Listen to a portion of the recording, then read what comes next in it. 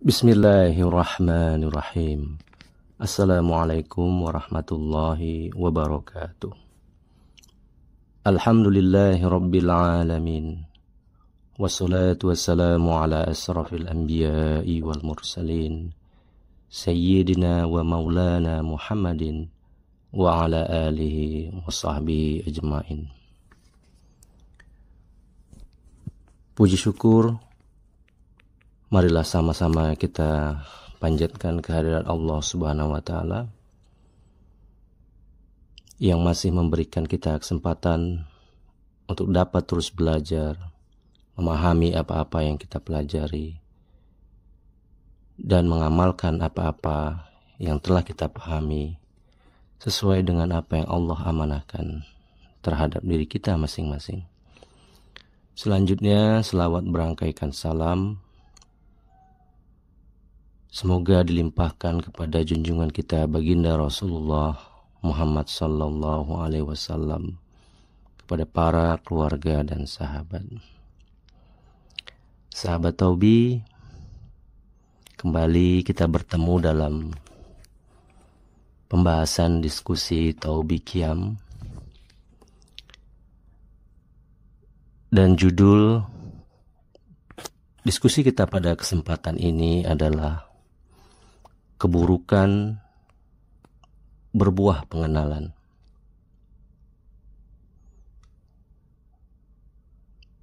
Nah, judul ini mungkin agak sedikit menggelitik ya.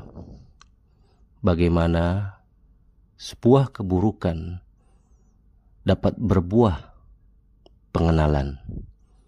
Ya, ini mungkin sama dengan judul film Sengsara Membawa Nikmat mungkin ya. Baik, di dalam rangkaian perjalanan hidup manusia, proses pengenalan itu sudah dimulai sejak usia dini ya. Yang dimulai dari lingkungan informal keluarga, kemudian bergerak pada lingkungan sekitarnya. Nah, mengenali diawali dengan proses mengetahui. Dan seiring perjalanan waktu dan perkembangan kemampuan berpikir serta pengalaman pengetahuan, maka kemampuan pengenalan manusia terhadap dunianya, khususnya terhadap hal-hal fisik, artinya hal-hal yang bisa diamati, akan semakin baik. Misalnya dalam membedakan hal-hal yang dianggap baik dan buruk ya, benar, salah, untung, rugi ya, cantik dan jelek. Bahkan kita mampu untuk mendefinisikannya dengan mudah. Misalnya ada yang mengatakan kalau cantik itu adalah sesuatu yang relatif gitu ya. Tapi sebaliknya, sesuatu yang jelek itu adalah mutlak ya. Nah, begitulah sahabat Taubi, proses ini terus berjalan sehingga tanpa disadari atau tidak berpengaruh pada apa yang menjadi tujuan hidup manusia itu sendiri. Semua hal-hal yang memberikan manfaat, baik secara nyata atau tidak, misalnya seperti keberhasilan, kebahagiaan, prestasi, kedudukan, kehormatan. Nah, ini sering menjadi tujuan yang dicita-citakan. Karena hal ini dianggap sebagai suatu kebaikan atau kita sebut dengan khair. Sebaliknya, hal-hal yang berkenaan dengan katakanlah kegagalan, kesalahan, ya, kesedihan, kesengsaraan atau ngelongso adalah hal yang harus dihindari. Kenapa? Karena dianggap sebagai satu kesialan, suatu keburukan atau syar. Namun pada kenyataannya apa yang manusia dapatkan tidak selalu berbanding lurus ya. Tidak selalu berbanding sejalan dengan apa yang diharapkan. Nah, dalam hal ini kita harus belajar ya dari kejadian-kejadian yang ada di sekitar kita. Begitu banyak contoh yang telah Allah berikan yang membuktikan bagaimana manusia berhasil memaksimalkan kecerdasan berpikirnya. Banyak hal-hal yang berlawanan justru memberikan efek yang besar, bahkan memiliki nilai kebermanfaatan dalam hidup. Apa saja itu misalnya? Kita mungkin bisa melakukan satu eksperimen kecil ya. Ketika sebuah styrofoam atau gabus kita tekan ke dalam air, nah setelah itu kita lepaskan tiba-tiba, maka semakin besar dorongan air dari bawah menekan gabus tersebut untuk naik ke atas. Sehingga benda yang kita tekan tadi itu akan langsung melesat naik ke atas permukaan dengan cepat. Semakin dalam gabus itu kita tekan, maka semakin besar daya dorong air ke atas. Secara ilmiah, fenomena ini dapat dijelaskan akibat adanya gaya gravitasi bumi, ya, dan tekanan hidrostatik air. Bahwa berat partikel air yang di atas menekan partikel air yang ada di bawahnya, sehingga membuat tekanan di bawah menjadi lebih besar dari tekanan di atas. Nah, ini mungkin kita temukan dalam teori-teori dalam fisika ya, sahabat Taubi. Manfaat ini juga kita rasakan dalam dunia medis ya. Ini contoh yang lain, sahabat Taubi. Hampir dari kita semua ya pernah mendapat perawatan medis ketika diopname di rumah sakit, misalnya diinfus, ya kan? Jadi hampir semua kita pernah diinfus ketika dirawat di rumah sakit. Secara awam mungkin kita berpikir, kenapa ya perawat harus repot-repot menggantung botol infus di tempat yang lebih tinggi? Kenapa tidak diletakkan saja di meja begitu? Kenapa juga kita harus menunggu berjam-jam setetes demi setetes cairan infus masuk ke tubuh kita, kemudian menggantikannya dengan botol infus yang baru? Kenapa tidak dituang saja ke dalam gelas misalnya, kemudian supaya ada rasa diberi irisan jeruk lemon mungkin, dan diminum dengan sedotan? Lebih simpel ya, sahabat Taubi. Tapi semua tindakan medis ini tentunya memiliki landasan teori pengetahuan yang didapatkan melalui proses eksperimen. Artinya apa? Cairan infus tidak akan mudah masuk ke dalam pembuluh darah kita kalau posisi botol infus itu tidak ditinggikan. Nah, bagaimana kalau diminum? Sesuatu yang diminum atau dimakan itu pasti melewati proses pencernaan, benar kan? Melalui pencernaan tubuh, dan ini memakan waktu, sehingga tentunya berbahaya bagi pasien dalam kondisi darurat yang membutuhkan penanganan cepat, di samping mungkin efek-efek negatif yang lainnya. Lantas ada contoh yang lain lagi, misalnya di arena balap misalnya, angin yang menghambat kendaraan itu mempengaruhi laju kendaraan ya untuk mencapai top speed atau kecepatan terbaiknya. Tapi hal ini justru menguntungkan bagi pesawat terbang.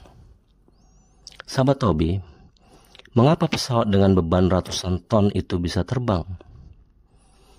Ternyata adanya gesekan atau hambatan udara dengan pesawat yang melaju kencang dengan daya dorong dari arah yang berlawanan di landasan, ini mengakibatkan gaya angkat yang membuat pesawat naik ke atas. Nah, semakin naik posisi pesawat, semakin kecil gesekan atau hambatan udara. Dan akhirnya pesawat bisa terbang, bisa melanglang buana di angkasa. Sahabat Taubi, dari kejadian-kejadian atau fenomena yang kita sebutkan tadi,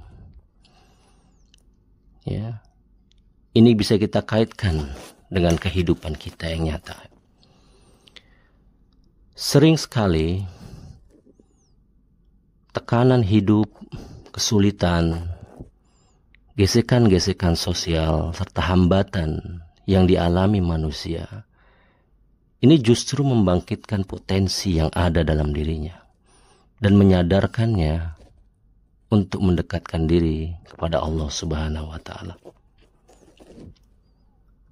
Nah, kalau kita manusia yang berjalan di muka bumi ini bisa berhasil merubah peradaban, mengungkap tabir ilmu pengetahuan yang bermula dari trial and error, coba, gagal, coba lagi, gagal lagi, ya, terus coba gagal berkali-kali tanpa rasa putus asa. Mungkin melalui puluhan, ratusan, mungkin ribuan eksperimen, dan akhirnya berhasil. Pertanyaannya, adakah sama upaya yang kita lakukan dalam berjalan mengenal Allah Subhanahu wa Ta'ala, Sang Maha Pemberi kehidupan? Apa usaha yang kita lakukan untuk mengenal Allah, sahabat Tobi? Cukupkah kita hanya melakukan aktivitas ibadah hanya sebatas taklid, tanpa mau tahu dan mau kenal? Atau kita hanya sekedar mengutuk hal-hal yang kita anggap buruk sebagai suatu aib atau kesialan dalam hidup kita? Harus kita merasakan manis nikmat hidup di dunia ini dulu mungkin sebagai syarat awal agar kita mau belajar mengenal Allah? Nah, tentu jawabannya adalah tepuk dada tanya selera, sahabat Tobi. Begitu besarnya rahmat kasih sayang Allah kepada hambanya, ini dapat kita ambil atau kita petik dari kisah perjalanan Nabiullah Adam alaihissalam. Sebagaimana kita ketahui bahwa Nabi Adam alaihissalam adalah contoh manusia pertama yang melakukan kesalahan akibat tipu daya iblis laknatullah. Kejadian turunnya beliau ke bumi sebagai satu hukuman tetap Allah sertai dengan rahmat dan pertolongannya. Artinya Allah selalu memberi kesempatan bagi manusia yang belajar dari kesalahannya. Kalau mungkin ada yang mengatakan, iyalah Nabi Adam itu kan adalah manusia pilihan, pastinya ditolong oleh Allah.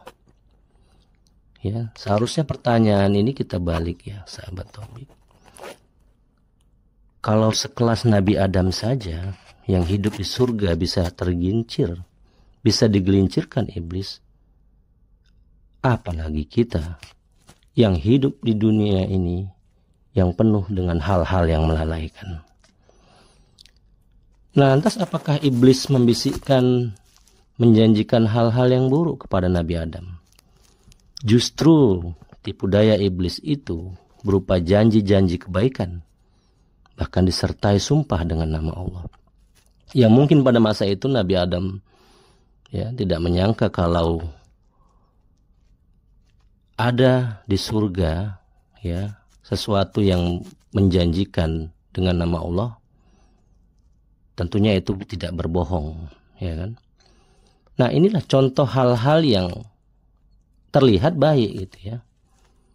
Hal-hal yang terlihat terdengar baik namun justru membawa kesesatan. Kalau kita kaitkan kisah Nabi Adam ini dengan kehidupan kita hari ini ya, kisah sumpah iblis ini menjadi pengulangan sejarah manusia juga. Di mana pada hari ini dengan mudahnya banyak manusia bersumpah dengan nama Allah. Tidak itu saja, tidak cukup itu saja, bahkan meletakkan Al-Quran di atas kepalanya. Ya. Dan setelah itu apa yang terjadi? Mereka berlomba-lomba melakukan kerusakan di muka bumi ini. Hal-hal seperti ini mudah kita saksikan, sahabat Taubi. Bahkan ini menjadi hal yang dianggap biasa atau hal-hal yang dianggap lumrah atau wajar. Lantas bagaimana dengan sisi kebatinan kita yang begitu kompleks dan tidak terlihat ini, sahabat Tobi? Yang abstrak ini tapi ada. Ketika kita mengaku mengenal Allah, menyebut-nyebut namanya secara lisan, tapi ternyata secara sisi kebatinan kosong, hampa. Bukankah ini munafik, sahabat Tobi? Hidup tapi mati. Maka samalah seperti bangkai yang berjalan. Dan lebih miris lagi ketika kita mulai berprasangka buruk kepada Allah. Dengan kesalahan dan keburukan yang terjadi, seolah-olah Allah tidak berpihak. Seolah-olah Allah tidak berperilaku adil kepada kita, kepada makhluk ciptaannya. Nauzubillah, summa nauzubillah. Dalam sebuah hadis qudsi dari Abu Hurairah radhiyallahu anhu, Rasulullah sallallahu alaihi wasallam bersabda yang artinya, Allah berfirman sebagai berikut, aku selalu menuruti persangkaan hambaku kepadaku. Apabila ia berprasangka baik, maka ia akan mendapat kebaikan. Adapun bila ia berprasangka buruk kepadaku, maka dia akan mendapatkan keburukan. Sahabat Tobi, ingatlah bahwa segala apa yang datang dan pergi, yang menghampiri hidup kita, baik itu berupa kebaikan ataupun keburukan, semuanya tidak ada yang luput dan pasti, pasti atas kehendak Allah Subhanahu wa taala. Sesungguhnya dalam tiap kesalahan itu ada pembelajaran.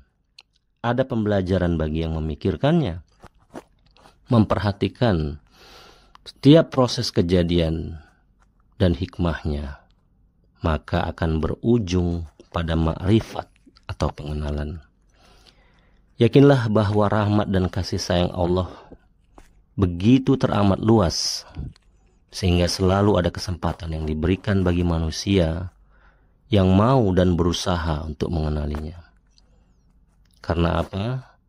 Sungguhnya tujuan hidup ini, sahabat Tobi, tidak lain adalah untuk ma'rifat atau mengenal Allah.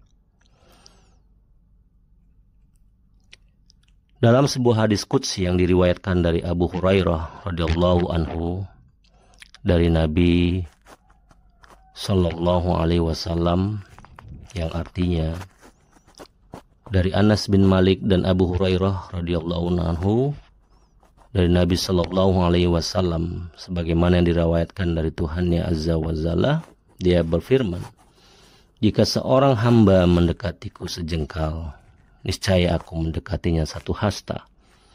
Jika dia mendekatiku satu hasta, niscaya aku mendekatinya satu depa. Jika dia mendatangiku dengan berjalan kaki, niscaya aku mendatanginya dengan berlari kecil.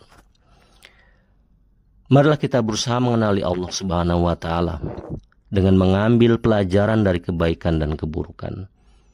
Tidak hanya dengan menyebut nama Allah secara lahir dan batin, tapi juga belajar dan berdiskusi dengan mursyid atau ulama sebagai pewaris baginda Rasulullah sallallahu alaihi wasallam, sebagai tajalli terbaiknya Allah.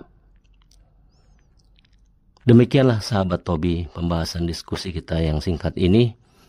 Mudah-mudahan akan memberi manfaat bagi kita semua. Terima kasih atas segala perhatian. Mohon maaf atas segala kekurangan. Dan sampai bertemu lagi dalam kesempatan berikutnya. Alhamdulillahirabbil alamin. Innalillahi wa inna ilaihi raji'un. Wallahu a'lam bishawab. Assalamualaikum warahmatullahi wabarakatuh.